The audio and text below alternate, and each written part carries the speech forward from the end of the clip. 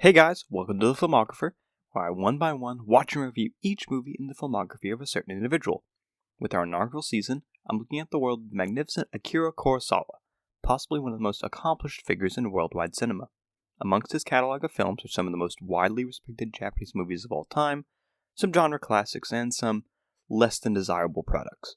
But we'll go into each and every one, starting with the 1943 sports drama Sanshiro Sugata. Now immediately I know that people are going to have some issue with my parameters for this. If you really get technical, Kurosawa had an assistant directorial role on the movie Uma in 1941, a horse movie, oddly enough. But for the main series on Kurosawa, I'm omitting it, along with any movie that he only had screenwriting or producing status, or in one case, for movies that he formally denounced. If there's enough interest though, I may cover these movies outside of the main series, but honestly, I feel I might lack expertise in analyzing Japanese wartime horse dramas. But that's enough talk. Let's talk about the movie. Sanshiro Sugata is a 1943 action movie / sports drama based off of a novel by Tsuneo Tomita.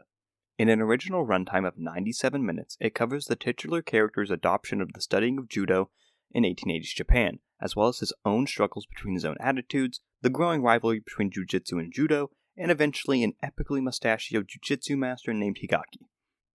Now I say original runtime because after the completion of Kurosawa's original cut, 17 minutes were then cut by the Japanese government without the knowledge of Kurosawa or his crew. In fact, it's a wonder we got the movie at all.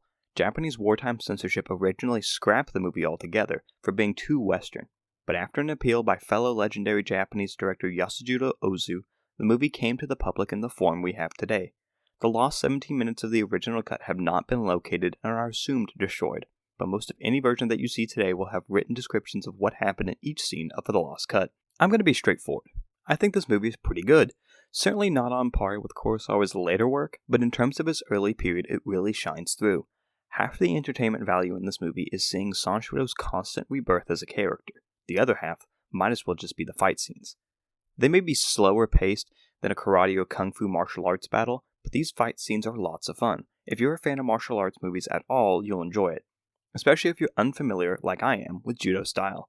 In fact, judo really is at the heart of the movie. The humanistic and spiritual growth of Sanshiro is epitomized through judo, and its rise over jujitsu as the primary martial art of Japan provides the framework for Sanshiro's rise to notoriety. In fact, much of the history of judo depicted in the movie is rooted in actual events, and there's a very niche and fun rabbit hole you can go down looking at this stuff. Seriously, martial arts history is wild.